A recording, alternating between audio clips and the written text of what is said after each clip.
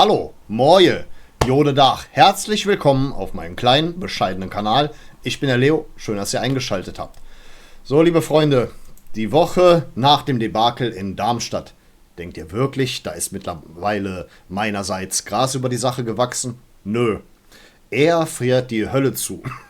Aber aktuell herrscht generell dicke Luft. Nicht nur seitens Fans wie mir.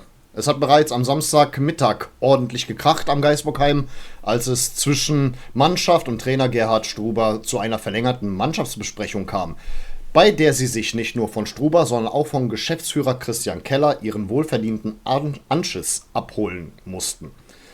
Wird auch langsam Zeit, denn aktuell gibt es keinen Anlass für Harmonie und falls da jetzt irgendein Spieler, der dieses Debakel mit zu verantworten hat, glaubt, das wäre überzogen, kann er sich gleich in die Oberliga verpissen. Denn wir spielen hier immer noch Profifußball. Der FC ist trotz der selbstironischen Bezeichnung als Karnevalsverein kein Happy Kinderland, wo die Glücksbärchis für Frieden auf der Welt kämpfen, gebratene Tauben, die in den Mund fliegen und Merlin den Schlümpfen seine neuesten Zaubertricks vorführt. Jetzt vorbei mit Harmonie und Kuscheln. Jedenfalls krachte es Montag nochmal gewaltig im Training zwischen Luca Waldschmidt und Erik Martel. Ich zitiere mal an der Stelle, was im Express stand, wobei da auch immer Gefahr droht, dass Ereignisse überdramatisiert werden. Also, Trainer Gerhard Struber trieb seine Spieler immer wieder an. Bei einer Spielform krachte es dann mehrmals. Kapitän Timo Hübers rüffelte zunächst Erik Martel, weil er aus seiner Sicht ein Kommando nicht befolgte. Martel sah das anders. Dann brüllte Luca Waldschmidt den Kapitän der deutschen U21-Nationalmannschaft an, weil er nicht direkt aufs Tor geschossen hatte. Ein Kontakt, Mann! Martel fauchte zurück, halt die Fresse. Okay, liebe Freunde, ich interpretiere diesen kleinen Vorfall mal so, ohne Fitner zu machen, dass sich da wohl in letzter Zeit was angestaut hat unter den Spielern. Ist auf der einen Seite vielleicht nicht verkehrt, sich mal die Meinung zu geigen, aber auf der anderen Seite müssen wir hoffen, dass da nicht zum Teil innerhalb der Mannschaft das Tischtuch zerschnitten ist. Denn es ist ja jetzt kein Expertenwissen nötig, um zu wissen, dass Mannschaftsgeist der Schlüssel zum Erfolg ist. Was auch immer das für ein Erfolg am Saisonende sein wird. Ich finde es übrigens interessant, dass gerade Luca Waldschmidt gegenüber Martel aufgemuckt hat. War er doch in den meisten Fällen eben einer dieser Spieler, die den einen Kontakt selten bis gar nicht ausgenutzt haben. Wir erinnern uns an den Babyschuss von Mainz. Deswegen, nur weil er jetzt mal ein paar Tore geschossen hat, heißt noch lange nicht, dass er ein Torjäger ist. Naja, mal sehen, inwieweit das Ganze sich auf das Spiel am Freitag auswirkt. Vielleicht war das mal angebracht. Ich fand nämlich selbst, dass die letzten 12 Monate zu harmonisch verliefen. Das war aufgrund der Situation nicht ganz angebracht, finde ich.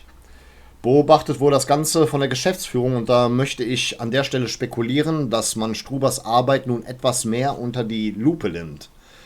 Was natürlich nicht unbedingt was Positives für ihn bedeuten kann. Also, wenn wir schon an dem Punkt angelangt sind, liebe Freunde, dann könnte ich mir vorstellen, dass er von nun an oder bereits jetzt schon nicht mehr ganz so fest im Sattel sitzt. Ist aber reine Spekulation meinerseits. Jedenfalls wurde dann Mittwoch verkündet, dass sämtliche Trainingseinheiten für den Rest der Woche unter Ausschluss der Öffentlichkeit stattfinden. In den Medien hieß es, dass es wohl Taktiktraining sein wird. Das wird Teil der Einheit sein. Tja, möglicherweise wird unsere Mannschaft dann am Freitag eventuell mit einem neuen System auflaufen. Man spekuliert eventuell, dass wir mit einer Dreierkette spielen könnten oder generell einen 3-4-3. Keine Ahnung, vielleicht ist das der Schlüssel zum Erfolg. Fakt ist, wir wurden von Florian Kohfeldt ausgecoacht. Von Florian Kohfeldt, ich wiederhole es nochmal, er hat Gerhard Struber ausgecoacht. Das muss einen zu denken geben. Gut, dann kommen wir doch mal zu unserem Gegner, den SC Paderborn, an dem wir am Freitag um 18:30 Uhr spielen werden. Die haben zuletzt 3:0 in Kaiserslautern verloren. Bester Torschütze und Scorer ist aktuell Philipp Bilbia, gegebenenfalls ein Landsmann von mir. Ich habe noch nicht 100% entschlüsselt, was genau er ist, aber er kommt auf jeden Fall aus meiner Region. Es gab insgesamt 16 Spiele zwischen uns, Pokal- und Freundschaftsspiele, glaube ich, eingeschlossen. Ich entschuldige mich mal übrigens für die Statistik von letzter Woche gegen Darmstadt. Keine Ahnung, ich habe bei Kicker reingeschaut und da stand irgendwas von 3-2 Bilanz. Aber dann hättest du noch einmal klicken müssen, keine Ahnung, was das sollte. Dann wären die richtigen Statistiken aufgeploppt. Jedenfalls aktuell 6 Siege FC, 5 Unentschieden und 5 Siege Paderborn.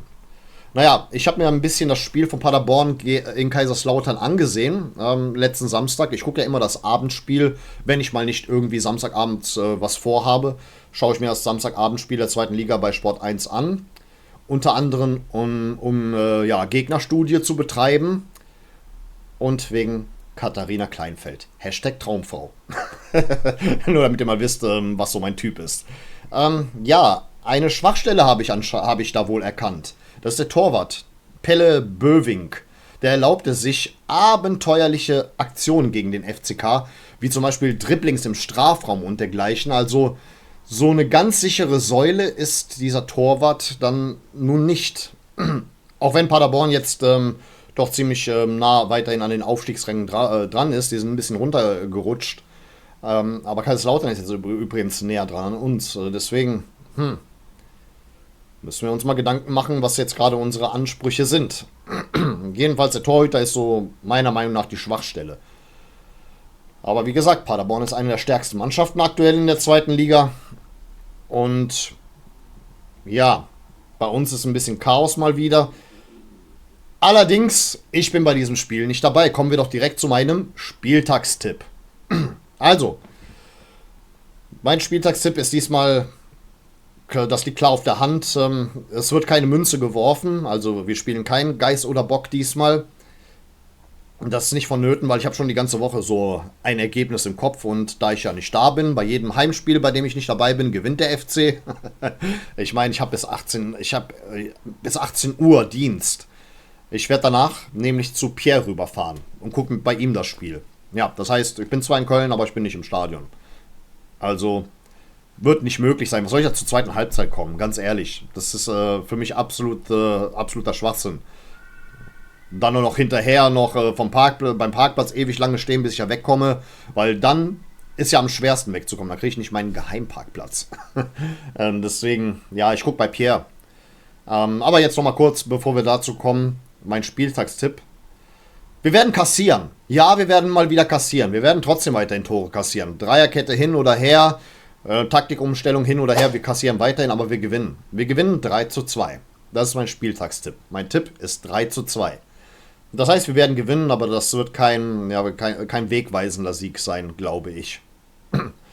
Da ist noch nichts in trockenen Tüchern, was unseren weiteren Saisonverlauf im positiven Sinne betrifft. Ja, das Spiel gucke ich bei Pierre. Da wird es anschließend mit ihm zusammen eine Reaction geben. Das heißt aber nicht, dass auf diesem Kanal dann nicht etwas Ähnliches kommt. Entweder Sonntag oder Montag, je nachdem, wann ich mit dem Video fertig werde. Oder wann ich Zeit fürs Video finde. Es sind noch ein paar Sachen, die auf der Agenda stehen im privaten Bereich, die für mich wichtiger sind.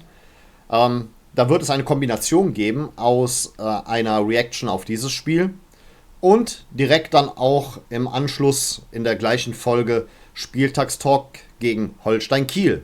Da spielen wir nämlich am Dienstag im Pokal. Bei dem Spiel bin ich dabei. Ja, und da wird auch wieder eine Münze geworfen. 100%. Ja, das ist auch an der Stelle alles, was ich heute zu sagen habe. Und da bleibt mir nichts weiteres zu sagen, als dass ich mich für eure Aufmerksamkeit bedanke. Vielen Dank fürs Zusehen. Ein Like, ein Abo, das Video zu teilen, würde dem Kanal sehr weiterhelfen. Und dann würde ich sagen, auf Wiedersehen, liebe Freunde. Denn wir wollen uns noch wiedersehen.